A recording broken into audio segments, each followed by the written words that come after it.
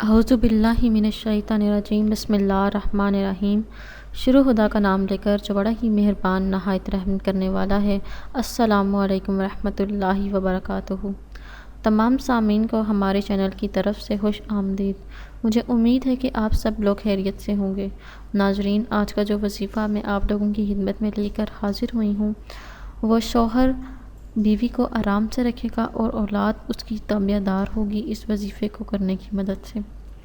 دوستو، ہر عورت کو چاہیے کہ وہ اس وظیفے کو، اس عمل کو اپنا روز کے معمول میں شامل کر لے، کیونکہ اگر وہ چاہتی ہے کہ اس کا شوہر اس پر مہربان ہو اور اس کی اولاد اس کی فرما برداری کرے، اس کی عزت کرے اور گھر میں ایک اسلامی ماحول بنا رہے، خوشحال ماحول بنا رہے، تو وہ اس مقصد کے لیے یہ وظیفہ، یہ عمل روز کرے۔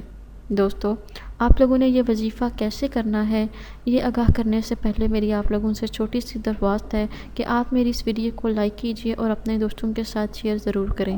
شیئر آپ لوگوں نے اس نیت کے ساتھ کرنا ہے کہ یہ ویڈیو آپ لوگوں کے لیے صدقہ جاریہ اور رسالہ ثواب کا ذریعہ بنے گی۔ دوستو، ہو سکتا ہے کہ آپ کے ایک شیئر کرنے کی وجہ سے کسی انسان کی بہت بڑی پریشانی یا مشکل حل ہو جائے اور آپ کا اس کا جو ثواب ہے وہ آپ لوگوں کو ضرور پہنچے گا۔ آپ اس کا بات کا ذریعہ ہوں گے، ہو سکتا ہے کہ آپ کے ایک عمل کی وجہ سے آپ لوگوں کو بخش دیا جائے۔ تو آپ نے اس نیت کو ذہن میں رکھتے ہوئے آپ لوگوں نے کام ضرور کرنا ہے۔ دوستو، اب میں آپ لوگوں کو بتاؤں گی کہ آپ لوگوں نے یہ وظیفہ کیسے کرنا ہے۔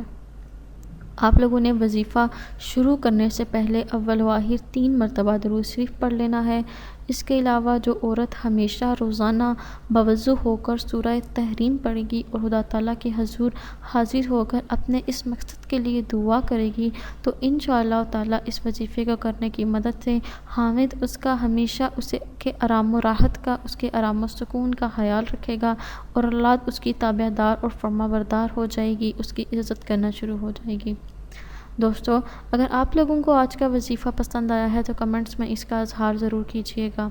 میری اللہ پاک سے دعا ہے کہ اللہ پاک آپ سب کو صحت و تندرستی عطا فرمائیں اور آپ سب پر اپنا خاص رحم، اپنا خاص کرم اور اپنی خاص نوازش فرمائیں۔ آمین ثم آمین۔ دوستو، انشاءاللہ تعالیٰ آپ سے پھر ملاقات ہوگی ایک نئی وظیفے میں، ایک نئی ویڈیو کے ساتھ۔ تب تک کے لیے مجھے اجازت دیجیے، اپنی دعاؤں میں یاد ضرور رکھیے گا۔ اللہ حافظ و ناصر۔